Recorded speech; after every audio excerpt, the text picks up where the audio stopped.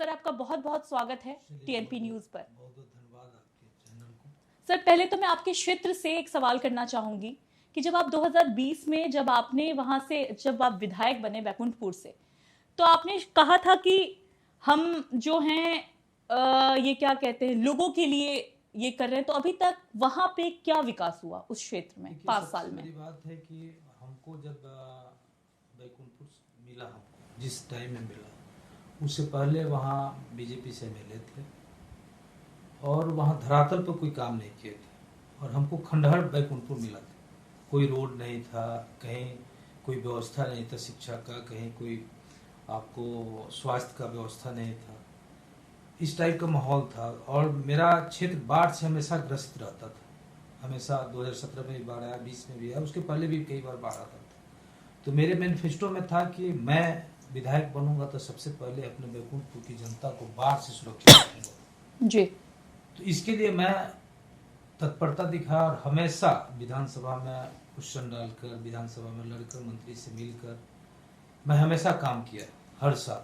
Even कि मैं विपक्ष में रहने के बावजूद भी माननीय मुख्यमंत्री से आग्रह किया कि एक बार आप हमारे क्षेत्र में जाइए और मेरे क्षेत्र की स्थिति देख लीजिए कि क्या स्थिति है। कभी भी विपक्ष के कहने पर मुख्यमंत्री कहीं जाते नहीं, लेकिन मेरे कहने पर मुख्यमंत्री जी 1-1.5 घंटा के लिए हमारे क्षेत्र में गए 2022 के अप्रैल में और जाके सारी वस्तु स्थिति देखी। मैंने उनको बताया, मैं भी था मौजूद, सारी वस्तु स्थिति को बताया। उसके बाद से मैं सुचारू रूप से हर साल जहाँ जहाँ वीक पॉइंट था, जहाँ से हमको लगता था कि यहाँ बांध टूट जाएगा, जितना वीक पॉइंट बैकुंठपुर में था सारे वीक पॉइंट पर मैंने काम करवाया हर साल। और मैंने वादा किया था उसी समय कि मैं जब विधायक बन जाऊंगा तो पूरे बांध को बोल्डर पिचिंग और पिच करवाऊंगा। और आज 3.5 साल बाद, 4 साल बाद मैं पूरे बांध को पिच करवा दिया। और जब बांध पिच हो जाती है तो हो गई, तो अब गाड़ी आवागमन सुचारू रूप से चलने लगी। जब आवागमन चलने लगी तो स्वाभाविक बात है, नेचुरली है कि मेरी बांध मजबूत होगी तो पानी का डर खत्म हो जाएगा, बांध टूटने का डर खत्म होगा। तो सबसे मेरे लिए खुशी की बात यह है कि मैं वहाँ काम किया, प्लस अपने जो 20 में बाढ़ आया था 4 बार बांध टूट गया था। तो अगस्त में, सितंबर में, 2 बार अगस्त में, 2 बार सितंबर में बांध टूट चुका था। तो पूरा बैकुंठपुर जलमग्न था, उसके वजह से पूरा रोड क्षतिग्रस्त हो गया था। 17 में भी टूटा था, उस समय भी रोड क्षतिग्रस्त था। उस समय जो तत्कालीन एमएलए थे कोई काम नहीं कर पाए। जब हमारे नेता आदरणीय तेजस्वी प्रसाद यादव जी माननीय मंत्री उस समय बने और उप मुख्यमंत्री बने, मैं सारे रोड का सूची उनको उपलब्ध कराया। उसी समय करीब 183-84 रोड का उन्होंने सेक्शन किया और बना। उसके बाद भी बहुत सारा डीपीआर मैंने भेजा, फिर सरकार गिर गई, थोड़ा लेट हुआ, अभी सब रोड बन रहा है। तो मैं अपने काल में कम से कम 294 रोड टोटल जो टूटा हुआ था सारे रोड को मैंने बनवाने का काम किया। उसके बाद कोरोना काल में मैं, आप सुनी होंगी, आपके और चैनल वाले लोग जानते हैं, पूरे बिहार में मैं इकलौता ऐसा एमएलए हूँ कि सबसे फर्स्ट बार मैं अपने फंड से 1,37,00,000 रुपया सरकार को अपने मद से मैंने दिया था कोरोना काल में जी, गोपालगंज के लिए। और अपने मद से फिर 60 लाख रुपया का मेडिकल किट खरीद के दिया था, जो वहाँ हॉस्पिटल में मैंने दिया जनहित के लिए जी। और मैं खुद एवरीडे 25 से 30 हजार का गैस लेता था, ऑक्सीजन सिलेंडर लेता था और लोगों के बीच में, इवन कि मैंने गवर्नमेंट को भी देता था। जो गवर्नमेंट का हॉस्पिटल था उसमें भी मैं देता था, जहाँ भी गवर्नमेंट को जरूरत पड़ती थी डॉक्टर को, जो क्वारंटाइन सेंटर थी गवर्नमेंट की, वहाँ पे भी जरूरत पड़ती थी। आप तो उस समय समझती थी क्या बुरी स्थिति था, तो उस समय मैं अपने पैसा से, अपने निजी पैसा से खरीद के मैं। प्रेम जी, ये तो चलिए आपके क्षेत्र की बात होगी। अभी जैसे कि सत्र चल रहा है, हम सभी अभी देख रहे हैं, विपक्ष में बैठी हुई सरकार है और लगातार हंगामा हो रहा है, एसआईआर के मुद्दे उठाए जा रहे हैं। आज जनसुराज पार्टी ने भी बहुत घेराव किया है अपने कुछ 3 मुद्दों को लेकर के। तो एसआईआर पे आपकी क्या प्रतिक्रिया है? क्यों काला कपड़ा पहन करके आप लोग? देखिए, इसके पीछे वजह है कि जो एसआईआर का जो अभी शॉर्ट टाइम में जो कानून बना, शॉर्ट टाइम में जो चुनाव आयोग ने निकाला इसको, तो कहीं ना कहीं हम लोगों को लग रहा है सरकार की मिली भगत है। एक काम या तो लोकसभा चुनाव से पहले होना चाहिए था, या लोकसभा चुनाव खत्म उसके तुरंत बाद होना चाहिए। आप इतने शॉर्ट टाइम में, वो भी आप समझ रहे हैं कि अभी खेती की टाइम है, सबकी रोपने की टाइम है, प्लस पर्व त्योहार का टाइम है, सामने दशहरा दुर्गा पूजा है, उसके बाद दीपावली है, फिर छठ है। सारे लोग मजदूर क्लास के लोग बाहर हैं। सबकी टिकट होती है दशहरा में आने के लिए, सबकी टिकट होती है दुर्गा पूजा में आने के लिए। नहीं, वो हम आपकी बात समझ रहे हैं जी, लेकिन सत्ता पक्ष में बैठी जो सरकार है वो लगातार ये बातें कह रही है, जैसे कि आज भी चुनाव आयोग ने जो वोटर लिस्ट अपडेट किया उसमें 51 लाख मतदाताओं को सूची से बाहर किया गया, जो मर गए हैं, जो बहुत से ऐसे लोग हैं जिनका कार्ड अभी भी एक्टिव है। तो इलीगल तरीके से जो चीजें चल रही थी, सरकार अपना पक्ष बार बार रख चुकी है, बावजूद इसके विपक्ष इस चीजों को मुद्दा बना करके उठा रहा है। जनता का ये तो कह रहे हैं ना, ये तो अपनी तरफ से सफाई दे रहे हैं ना कि यहाँ पे किसी का भी वोट का जो अधिकार है वो छीना नहीं जाएगा, बावजूद इसके विपक्ष इस मुद्दों को हाईलाइट किए जा रहे हैं। नहीं, हाईलाइट देखिए, कई तो मुद्दे ऐसे हैं जो हम लोग पकड़ चुके हैं कि आदमी या तो बाहर है, उसको मृत घोषित कर दिया गया है, या कहीं दूसरे जगह उसका नाम है, उसको भी नाम काट दिया गया है, वहां तक तो ठीक है। लेकिन जो आदमी जिंदा है, जो बाहर है, चलिए 1 साल से बाहर है, कहीं विदेश जा रहा है, उसका वीजा मान लिया बन रहा है 2 साल पे घर आने के लिए, उसको भी मृत घोषित कर रहे हैं। कई जगह ऐसी भी। वैसे लोगों के लिए तो प्रावधान ई वोटिंग का लाया गया है ना, कि जो लोग बाहर बैठे हुए हैं उनके लिए ई वोटिंग जैसी सुविधाएं लाई जा रही हैं, डिजिटलाइजेशन। उसमें जो डॉक्यूमेंट्स की डिमांड हुई है, जो डॉक्यूमेंट्स तो बन नहीं पा रहा है ना। डॉक्यूमेंट सबसे बड़ी प्रॉब्लम। आज ब्लॉक में चले जाइए एक जन प्रमाण पत्र बनाने के लिए, तो कम से कम 15 से 20 दिन लग रहा है जी। और इतनी संख्या में जन प्रमाण पत्र कहाँ से बनेगा, जाति प्रमाण पत्र इतने लोग कहाँ से बनेंगे। 2003 का जो आपका एपिक नंबर है आपके परिवार का, उस नंबर से आपकी पहचान हो रही है, फिर भी आपको डॉक्यूमेंट्स देना है। बहुत सारे एरिया है आपको बिहार में कि बाढ़ की चपेट में रहता है और लोगों की टोटल डॉक्यूमेंट्स हर साल बाढ़ में बह जाती है, घर डूब जाता है, उसमें सारे डॉक्यूमेंट्स उन लोग तहस नहस हो जाती है, वो लोग पलायन कर जाते हैं दूसरे जगह से, कटाव में बह जाते हैं। तो ऐसे लोगों को तो दिक्कत होगी ना। यही टाइम 2 से 3 महीना 4 महीना पहले किए रहते तो सबको टाइम मिल जाता अपना डॉक्यूमेंट्स तैयार करने के लिए, हम लोग तैयार कर लेते, या और जो उस तबके के लोग हैं वो लोग तैयार कर लेता, या जो बाहर है वो घर पे अपना आ जाता, अपना डॉक्यूमेंट्स लाता, अपने डॉक्यूमेंट्स को प्रिपेयर करता। लेकिन आप 25 डेज देकर तो आपने ने यही साबित कर दिया कि आपको हर हालत में मुझे वोट को क्षतिग्रस्त करना है। तो आप लोगों ने जिस प्रकार से हंगामा किया और ये जो मुद्दा आपने उठाया, अभी जो सत्र चल रहा है, तो क्या इस पे कोई सुनवाई हुई, कुछ निष्कर्ष निकला? कोई, हम लोग हाला हंगामा करते हैं, कोई सुनने वाला होगा तब तो सत्र तो इसीलिए होता है ना। नहीं, विधानसभा अध्यक्ष भी उन्हीं की बात सुनते हैं, उनका एक नजर इधर आता है तो फुल नजर उधर आता है, उधर से क्या इशारा हो रहा है। मुख्यमंत्री जी की स्थिति आप समझ ही रही हैं, मुख्यमंत्री से कोई बात, आज ही बात मेरे नेता बात बोल रहे हैं SIR पर, और आप 2006 की बात कर रहे हैं कि तुम्हारे बाप क्या था, तुम्हारे माँ क्या थी, तुम क्या था। अरे आपसे क्वेश्चन क्या किया, जरा आप उसकी तो जवाब दो। तो मुख्यमंत्री तो यहाँ है ही नहीं, मुख्यमंत्री का बॉडी है केवल, मुख्यमंत्री है क्या। बगल में विजय चौधरी जी बैठे हुए हैं, उन्होंने उनको बैठा रहा है, फिर भी आप बोलते जा रहे हैं। अरे बात अब मुद्दा की करते कहाँ है। चलिए, SIR का तो मुद्दा अभी आप लोगों ने उठाया, बावजूद इसके एक मुद्दा बिहार में लगातार उठता रहा है, क्राइम का मुद्दा।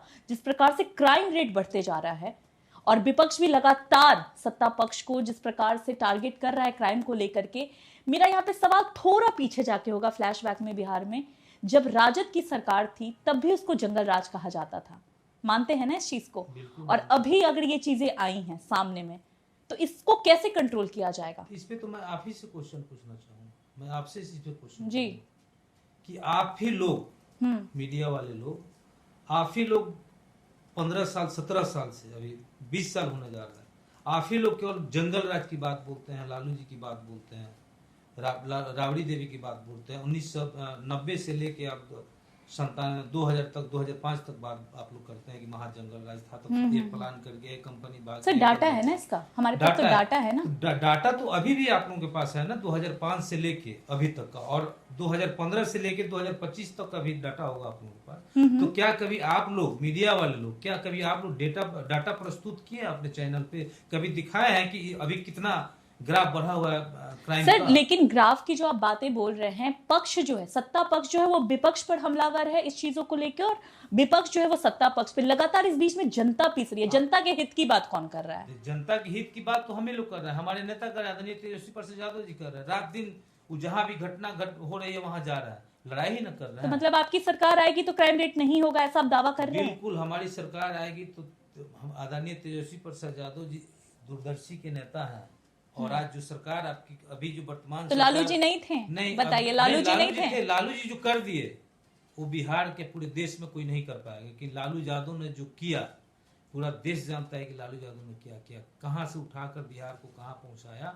लेकिन इस चीज को सब लोग नहीं समझता है, सारे लोग इसके विरोध हो गए कि लालू यादव एक गरीब परिवार का बेटा होकर बहुत आगे जा रहा है, प्रधानमंत्री की कुर्सी पे उनको नहीं। तो कैसे समझाइएगा जनता को? जनता तक जब आप समझा ही नहीं पा रहे हैं तो समझ रही है अब जनता, अब इस बार सब समझ गई है जनता। तो आप दावा कर रहे हैं आपकी सरकार आएगी? हमारे नेता 17 महीना जो सरकार में थे, जो उन्होंने कर दिया, हम्म। जो उन्होंने रोड मैप तैयार करके जो आदरणीय मुख्यमंत्री जी को दे दिया, और उसी रोड मैप पे आज उन्होंने जो काम कर रहे हैं ये पूरे बिहार की जनता जानती है। हमारे नेता आगे आगे चल रहे हैं और ये सरकार पीछे पीछे उनकी पालन कर रही है। चलिए, ये तो जनता फैसला करेगी। अब एक नई पार्टी जो बिहार में उभर के सामने आई है, जन स्वराज पार्टी, इस पे आप क्या कहेंगे? आज जो घेराबंदी हुआ, देखिए क्या लगता है? बिहार में जब चुनाव आता है तो एक कोई ना कोई पार्टी उभर के आती है। इसके पहले भी हम लोग, तो आप लोग को कोई दिक्कत नहीं है, कोई फर्क नहीं पड़ रहा? कोई फर्क नहीं, हम लोग बात भी नहीं करते उनके बारे में, हमको कोई फर्क नहीं पड़ता, हमारी पार्टी को कोई फर्क नहीं पड़ती। हम लोग चर्चा, क्योंकि जानते हैं आदत है, जब भी बिहार में चुनाव होती है कोई नई पार्टी का गठन होती है, हमेशा हुई है, आप इतिहास उठा के देखिएगा। ठीक है। और अगर बिहार की बात करें, आप बिहार की राजनीति से जुड़े हुए हैं और जनता के हित में हमेशा बातें करते हैं, तो ये जो बिहारी बाहर पलायन करते हैं उनके साथ जो ये व्यवहार हो रहा है, महाराष्ट्र में आपने सुना होगा बहुत जगह। मोदी जी से पूछना, मोदी जी से तो हम सवाल करेंगे, हम आपसे भी पूछ, लगातार विपक्ष सवाल उठाता है। मोदी मीडिया से पूछना चाहिए। वो तो वहां से कह रहे हैं कि किसी को भी टारगेट डरने की जरूरत नहीं है। फडणवीस साहब ने ऐलान किया है। जब गाली देने की जब बात आती है गवर्नमेंट के खिलाफ कोई भी बात, तो यहाँ पे मुद्दा एक ही होती है, लालू यादव ने क्या किया, राबड़ी देवी ने क्या किया। लेकिन कभी 20 साल हो गया एक फैक्ट्री स्टार्ट इन्होंने नहीं किया। ठीक है, मैंने माना कि 2005 में फैक्ट्रियां बंद हो गई, आप जब मुख्यमंत्री बने तो तुरंत क्यों नहीं उसको स्टार्ट कर दिया? 1 साल में, 2 साल में, 5 साल में स्टार्ट करना चाहिए। आपको तो 20 साल जनता समय दी, आप कितना रोजगार के लिए यहाँ व्यवस्था की। सरकार केंद्र में भी आप ही किया, बिहार में भी आप ही किया। मोदी जी आए थे, मोतिहारी आए थे तो बोल के गए थे कि 2014 की बात बोल, इसी फैक्ट्री का चाय, चीनी का चाय पी रहे, आज तो चाय ही पी रहे हैं उस फैक्ट्री का। सिवान आए थे तो यही बात। वही मोदी जी बिहार आते हैं तो 4 केजी अनाज की बात बोलते हैं फर्स्ट में, जैसे माइक उनको मिलता है तो सबसे पहले उनका होता है कि मैं अनाज दे रहा हूँ गरीबों को, मैं 2000 रुपया महीना साल में भेजता हूँ उनके खाता पर। और वही मोदी जी इसी देश के प्रधानमंत्री हैं, और इसी देश का अंग बिहार भी है, इसी देश का अंग गुजरात भी है। गुजरात तो साल में 1 बार जाते हैं, 2 बार जाते हैं, 2 फैक्ट्रियाँ देते हैं। वहाँ रोजगार की बात बोलते हैं, वहाँ फैक्ट्री की बात बोलते हैं, और बिहार में आते हैं तो भीख की बात बोलते हैं। यहाँ के लोग को भीख मांगा समझते हैं। सर, जितना मैंने जाना है बिहार की राजनीति को, यहाँ पे 2 पार्टी हमेशा से बहुत ज्यादा सक्रिय रही है, एक राजद की पार्टी और एक जेडीयू की पार्टी। बीजेपी चलिए केंद्र में है, मैंने माना, लेकिन बार बार सवाल उठते हैं, उठने भी चाहिए, बिल्कुल उठने चाहिए, लेकिन बिहार के हित में कोई भी पार्टी अभी तक कुछ भी वैसा नहीं कर पाया। आप इस चीज को मानिए, हमारा बिहार अभी भी पीछे है। सर, लालू प्रसाद यादव जी जब रेल मंत्री थे, यहाँ 3 फैक्ट्रियां दी, बिहार को सबने नेग्लेक्ट किया है। सर, सबने किया। हमारे नेता तो दिए ना जी, हमारे नेता का जब सरकार में थे, जब हमारी सरकार थी मनमोहन सिंह जी की, और हमारे नेता रेल मंत्री थे, तो यहाँ 3 फैक्ट्री दिए हमारे नेता ने। यहाँ विश्वविद्यालय, ये तो गठबंधन अभी हुआ ना, कांग्रेस को तो एक वक्त में घुसने तक नहीं दिया गया ना बिहार में। हम अपनी नेता, आप बोले ना मेरी नेता की बात, मैं अपनी नेता की बात बोला, आदरणीय लालू प्रसाद यादव जी। आपने मनमोहन सिंह जी की बात बोली, सरकार में तो थे ना, उसी केंद्र में तो थे मेरे लालू जी, तो उसी सरकार में रेल मंत्री थे। इन्होंने 3 फैक्ट्रियां दिया। हमारे नेता ने तो यहाँ यूनिवर्सिटी दिया। अभी तक 20 साल में आपने क्या दिया? एक यूनिवर्सिटी नहीं दिया, एक कोई रोजगार की व्यवस्था नहीं किए, बस लालू जी को गाली देके, लालू जी के परिवार को गाली देके अभी तक 20 साल से अवराज करते आ रहा है। आप कहीं बता सकते हैं क्या कि लालू जी कभी बोले तो बुरा बाल साफ करो? कोई है क्या स्क्रीन, कोई वीडियो है क्या? तो ये सब प्रोपगंडा था फैलाने का। जबकि लालू जी के इर्द गिर्द बैठने वाले लोग वही लोग थे, सबसे करीबी वही लोग थे। लेकिन जैसे लालू जी का ग्राफ बढ़ने लगा देश लेवल पे, तो इनको कैसे इनको झुकाना है, कैसे इनको गिराना है, इसलिए लालू जी को फंसाया गया। और लालू जी को फंसा, लालू जी इतना लालू जी को जानकारी नहीं था कि मुझे क्या जांच कराना है। लालू जी ने चारा घोटाला का जांच करवाया था। तो चारा घोटाला एक दिन में हो जाता है, 5 साल में हो जाता है।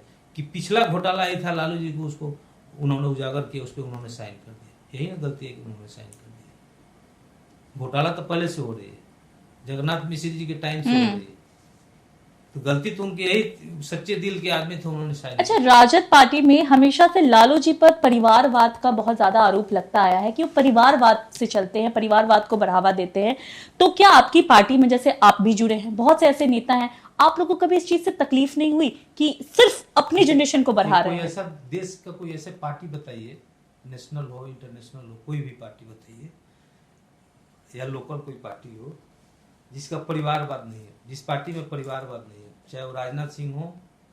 लेकिन मोदी जी तो दावा करते हैं, योगी जी दावा करते हैं, तो परिवार ही नहीं है। हाँ, तो योगी जी भी तो दावा करते हैं, वो बोलते हैं जनता हमारा परिवार है। मोदी जी का परिवार ही नहीं है, जनता कैसे परिवार है? उनकी बीबी है। अब बीबी को कोई छोड़ दे, अलग हो जाए, साधु संत हो जाती, कोई मतलब हुआ? जोगी जी का शादी ही नहीं किया। चलिए ठीक है, लेकिन परिवारवाद की जहां तक बात बोल रही है, सब पार्टी में परिवारवाद, मतलब आप लोग को कोई तकलीफ नहीं है, आप उनके साथ हैं हर एक कदम पे? बिल्कुल नहीं। हम मान लिया कि हम, मेरे पिताजी एमएलए थे, अगर हम घर बैठ जाते, मेरे पिताजी एक्सपायर कर गए, हम घर बैठ जाते, तो हम, मेरे पिताजी के जो अनुयायी थे, मेरे पिताजी के दूरदीन के जो साथी थे, उनको कौन देखता? तो जो मेरे परिवार से, जो मेरे पिताजी के दूरदीन के साथी है, जो दुख झेला, जो संघर्ष किया मेरे पिताजी के, तो मैं भी अपना सुख सुविधा छोड़ के अपने पिताजी के दूरदीन। ठीक है, ये लालू जी के परिवार की बात होगी। अभी जो गठबंधन, महागठबंधन जो बन के उभरा है, इंडिया अलायंस जिसे कह रहे हैं आप लोग, तो इसमें बहुत से पार्टियों का जुड़ाव हुआ है, गठबंधन हुआ है। अभी हमने हालिया देखा कि जो भारत बंद हुआ था 9 तारीख को, उसमें पप्पू यादव जी को बहुत ये चर्चा का विषय रहा था, कन्हैया कुमार।